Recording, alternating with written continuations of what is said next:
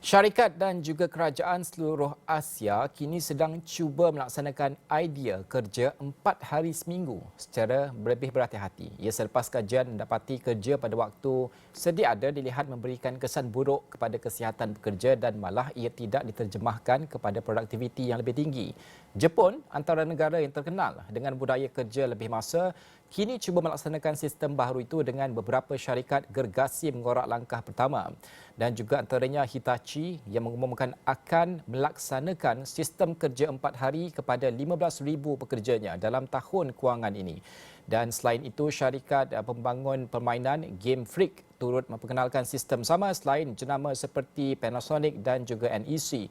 Malah negara lain di rantau ini turut menuju ke arah sistem sama termasuk Indonesia di bawah syarikat pembiayaan antara rakan setara P2P iaitu Alami. Bagi syarikat itu, kerja 4 hari seminggu mampu menambah baik tahap kesihatan mental dan produktiviti pekerja.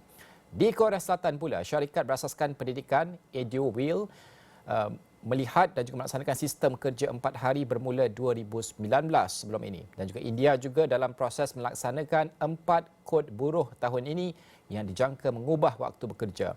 Dan ia termasuk memberi pilihan kepada mereka untuk bekerja 4 hari seminggu.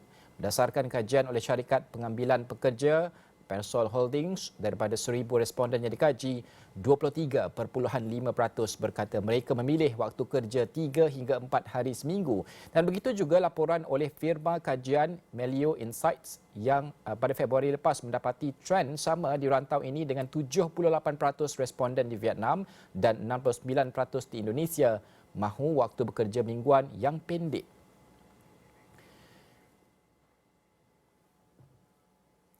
Dan sudah pasti banyak kajian dilaksanakan. Kita bersama dengan rakan tugas Haris Ashraf Hasnan. Ada kajian terkini berkaitan dengan kerja 9 ke 5 ini, perubahannya?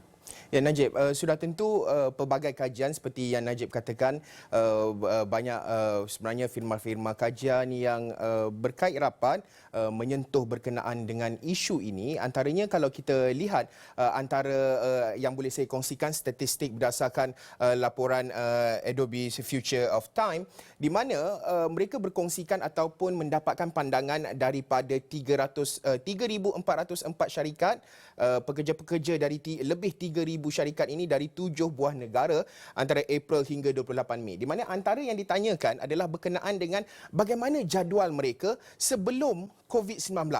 Di mana antara yang berkongsikan ataupun kalau kita nak melihat secara keseluruhannya dahulu memahami graf ataupun carta ini adalah dari segi fleksibel sepenuhnya, sedikit fleksibel ataupun tidak fleksibel. Di mana mereka berkongsikan waktu kerja mereka.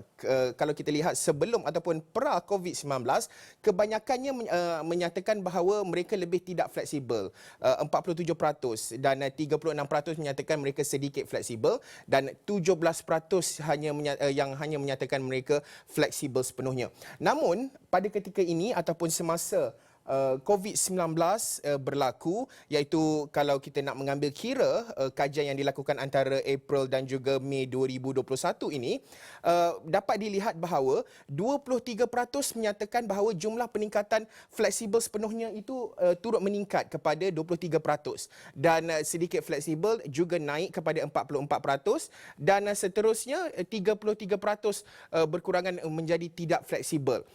Namun antara pandangan yang dikongsikan mereka juga adalah dari segi jadual ideal mereka, bagaimana mereka nak bekerja, dan antara cadangan ataupun yang dinyatakan oleh mereka termasuklah berkenaan dengan dari segi 51% mahu untuk fleksibel sepenuhnya waktu kerja mereka, 33% menyatakan boleh untuk sedikit fleksibel, dan 16% masih lagi prefer ataupun cenderung untuk tidak fleksibel. Maksudnya ada waktu yang ditetapkan oleh syarikat-syarikat mereka dalam menentukan tempoh ataupun waktu bekerja itu, Najib. Bermaksud trend itu sudah kita lihat bahawa perubahan di kalangan pandangan orang ramai bahawa flexibility itu harus wujud, terutama pasca pandemik COVID-19. Baik.